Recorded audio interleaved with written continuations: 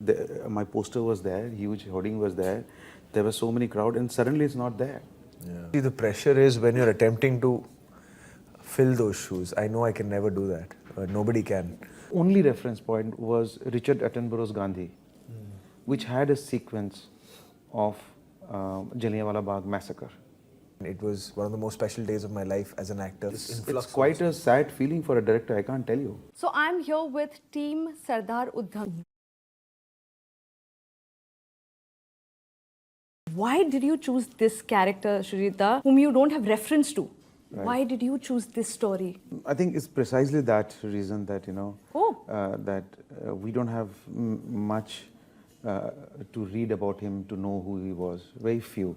But there are some definitely people who have done a lot of research on him in terms of, there are some books from Punjab University, the professors and lecturers have written. In our books also, in our school books, he is mentioned, but there's 2 lines or 3 lines, And also beyond Punjab or beyond northern part of India, very few people know about him. About his courage and his sacrifice. At such an important juncture, what he did and what affected the entire freedom movement, so people didn't know about it. So I have tried to make a film on it and take it to people and ask them to watch it. Vicky, what was your biggest challenge as an actor? What was your brief? The brief was very simple, was to get into the mind of Sardar Udham, explore that mind and be as truthful to that emotion and to that state of mind as much as possible. It is not the biopic which is limited to just replicating a certain walk, a certain look, a certain, appearance. This biopic is far bigger than just a biopic of a person. It's a biopic of an ideology, a biopic of an era, a biopic of a freedom struggle. It's a much deeper and a much bigger biopic in that sense. Of course, there are some archival images that we got of Sardar Udham, and we have tried to kind of put that into the film. And that's where we would go into the detail of, okay, this is how it's looking. These are the kind of clothes he's wearing, and these are the kind of, if the look on the faces and whatever. But beyond that, the film was primarily for us to talk about what the state of mind of that person was. Do you remember reading Jallianwala Bagh in school books? What was it like for you when you read about it as a student? I think as a student, when you read it in history books, and purely as a student, very honestly, it is a chapter in your syllabus. Of course, you're very surprised knowing, okay, this has happened and this has happened, and especially for a person whose ancestral home is in Punjab, 2 hours away from Jallianwala Bagh. But when it had really affected me was when it was the first time I had actually gone there. And that was also as a kid, where I had gone there just as an outing with my family to see something, But when I stood there next to those walls and touched those walls with those bullet marks, it pierces you. It gives you visuals which are haunting. And because you don't have an exact reference to those visuals, the visuals that you get based on your imaginations are far more haunting. And they stay with you. Those visuals stay with you. And no matter what those visuals are, they are still not even 1% of the brutality that land must have seen on that one evening. I'll just add there a little bit. For Jallianwala, yes, we have certain materials like paintings, people are standing on the wall. We don't know that incident, how, what exactly went there. So there are only survivors who gave statements. There is a commission inquiry.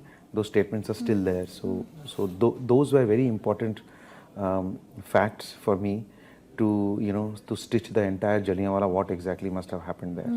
The only reference point was Richard Attenborough's Gandhi, which had a sequence of Jallianwala Bagh massacre. So I think people here, whatever visual they know, it's Richard Attenborough's Gandhi. And that's completely embedded in me also.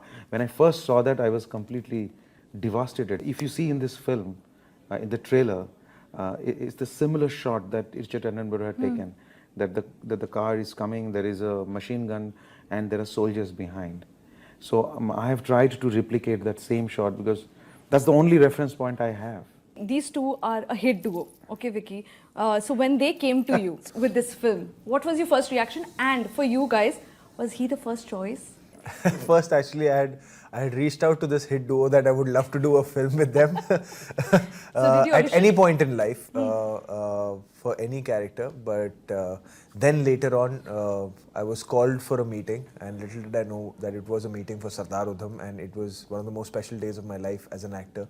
That I was getting an opportunity to work with a person that I was dying to work with, and at the same time, I was getting an opportunity to work on a film which was based on a character that I grew up hearing about. When we started conceiving it, and when we finished and we decided, then me and Ronnie, I think we all know that it was Irrfan who was first.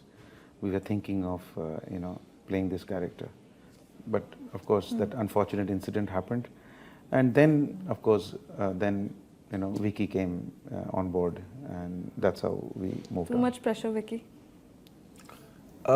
See, the pressure is when you're attempting to fill those shoes. I know I can never do that.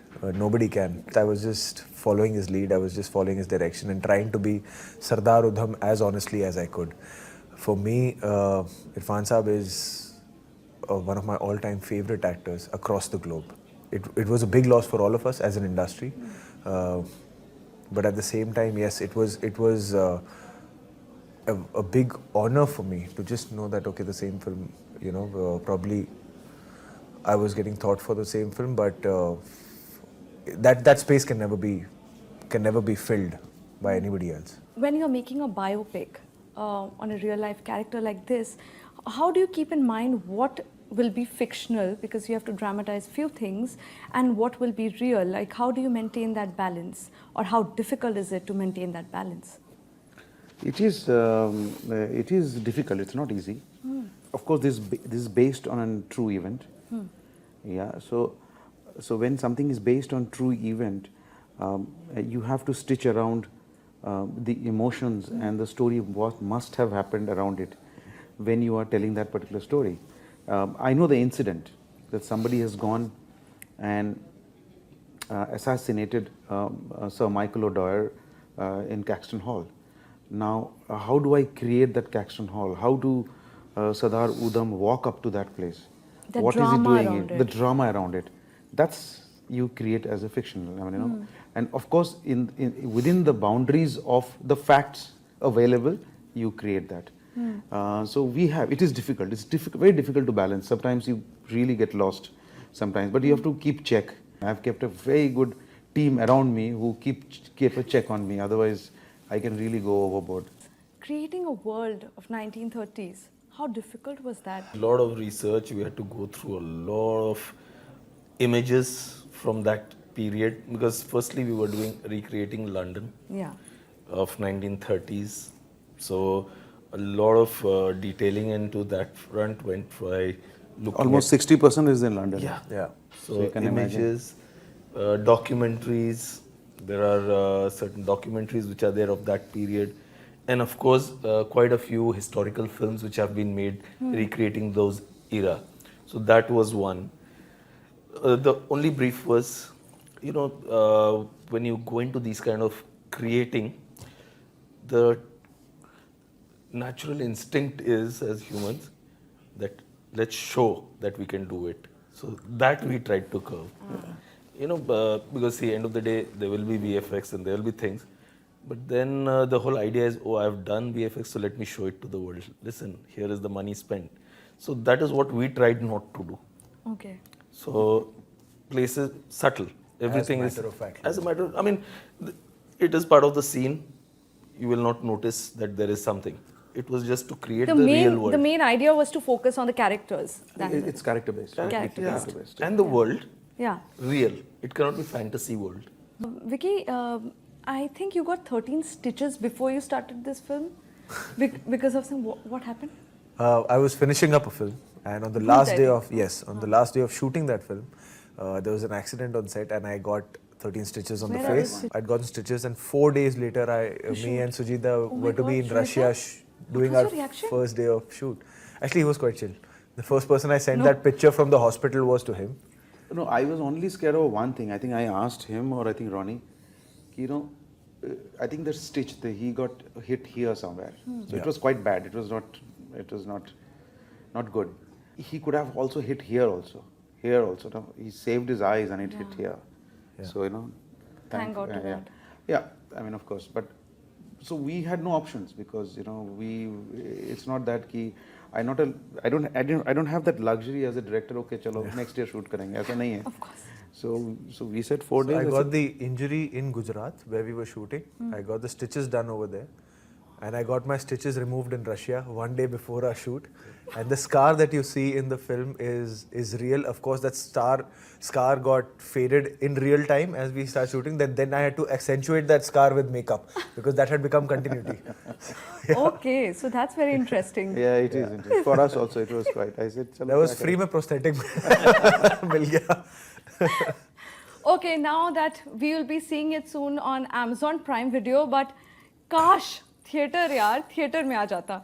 Seeing the trailer also, we felt it's a big screen experience because the world that you guys have created and the character just comes out so well. Yeah. See, one thing that OTT has given me, at least, you know, what is that key? It's given me a very long shelf life for a film. Which is true. Otherwise, you know, in a week or 2 weeks, my film will just get out from the theatre and I will just look like that. My poster was there, huge hoarding was there. There were so many crowd and suddenly it's not there. Yeah. No, especially with this influx. It's quite a sad feeling for a director, I can't tell you. But OTT, you know, I know that film is there and I can click and I just can watch it with the same resolution and with the same sound effects. So when October released, a lot of people didn't, you know, like the film. They thought the film is quite slow, which it is actually. It is a very simple, ordinary, slow film. But the same people during the last 18 months of this lockdown, there are many people who revisited the film and then sent me text, and they keep sending me that we revisited the film. And I think at that time, I think what our mindset was, we don't know, but now we really love the film. The power of OTT. Thank you so much, guys. Thanks for talking to us. Thank you. Thank you.